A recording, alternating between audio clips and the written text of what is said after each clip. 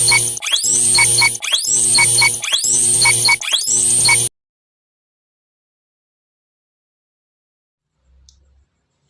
sini saya Arta Aziz dengan NIM belakang 093 dari kelas B akan menjelaskan atau memaparkan materi mengenai alat-alat teknologi informasi. Baik, yang pertama ada definisi teknologi informasi menurut para ahli. Definisi teknologi menurut Fauziah dan Hedwig.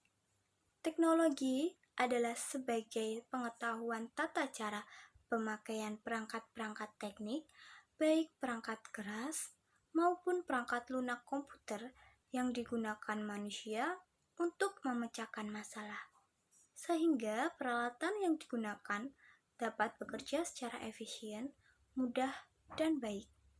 Kedua, yaitu ada M. Sahari Besari.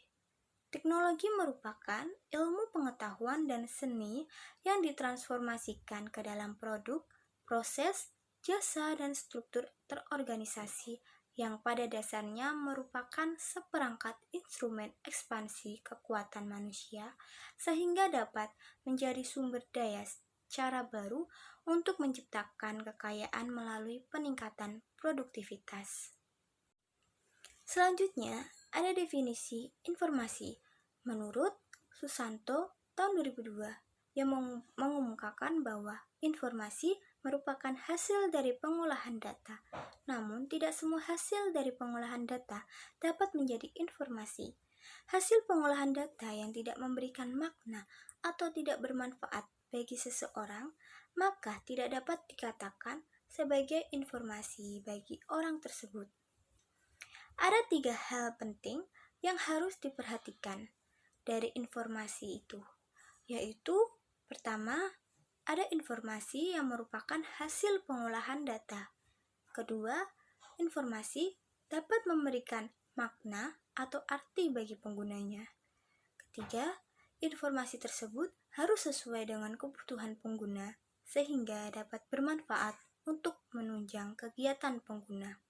Sedangkan menurut MC Leot menyatakan bahwa suatu informasi dapat berkualitas jika memiliki sejumlah ciri-ciri, yaitu akurat, tepat waktu, cepat, dan lengkap. 2. Macam-macam alat TI. Yang pertama, ada komputer. Komputer merupakan rangkaian peralatan elektronik yang dapat melakukan pekerjaan berdasarkan dengan program yang diberikan. Alat ini bisa mengolah data menjadi informasi, lalu juga bisa menyimpannya untuk dapat ditampilkan di lain waktu. Dengan rangkaian peralatan elektronik ini, teknologi komputer bisa menghasilkan informasi berupa tulisan, gambar, suara, video, dan lain-lain. Kedua, ada kalkulator. Kalkulator merupakan alat elektronik yang bisa digunakan untuk perhitungan angka, yaitu dengan penjumlahan, pengurangan, perkalian, dan pembagian. Alat ini dimaksudkan untuk menghitung dengan lebih cepat dan memperkecil risiko kesalahan penghitungan. Ketiga, ada radio. Radio merupakan suatu sistem komunikasi yang menggunakan udara atau ruang antariksa sebagai bahan antara atau medium yang bentuk umum sistemnya adalah sebuah pemancar yang memancarkan dayanya melalui antena ke arah tujuan dalam bentuk gelombang elektromagnetik. Radio ini bisa digunakan dalam menerima informasi berupa suara dari stasiun radio. Keempat, ada televisi. Televisi merupakan salah satu bentuk dari perkembangan teknologi yang dinilai sangat revolusioner pada masanya. Televisi saat ini merupakan peralatan teknologi yang bisa digunakan untuk menerima informasi berupa siaran video secara langsung. Kelima, ada telepon. Telepon adalah salah satu bentuk peralatan teknologi komunikasi sekaligus perangkat telekomunikasi yang memungkinkan dua pengguna atau lebih untuk melakukan percakapan saat mereka terlalu jauh untuk didengar secara langsung. Keenam, ada satelit. Satelit komunikasi adalah satelit buatan yang berfungsi untuk mengirimkan dan menguatkan sinyal telekomunikasi radio melalui transponder.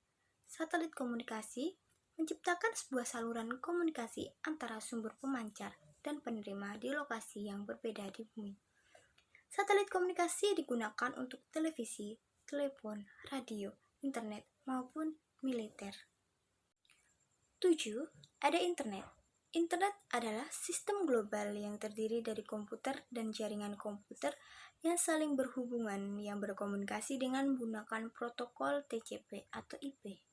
Meskipun pada awalnya internet dimaksudkan untuk pertukaran data sederhana, kini internet telah berkembang mempengaruhi seluruh domain masyarakat seperti ekonomi, sosialisasi, informasi, layanan kesehatan, pendidikan, dan lain-lain sebagainya. Yang terakhir, ada laptop. Laptop atau PC tablet digunakan oleh mereka yang memiliki kebutuhan untuk berpergian dengan komputer. Misalnya, seperti tugas luar. Laptop komputer lebih mirip komputer pribadi dalam pengoperasiannya. Namun, tidak seperti komputer desktop. Netbook atau laptop ditujukan untuk probabilitas daya yang rendah sehingga hanya dapat digunakan untuk jangka waktu tertentu. Agar dapat digunakan tanpa sambungan listrik, baterai laptop perlu diisi ulang.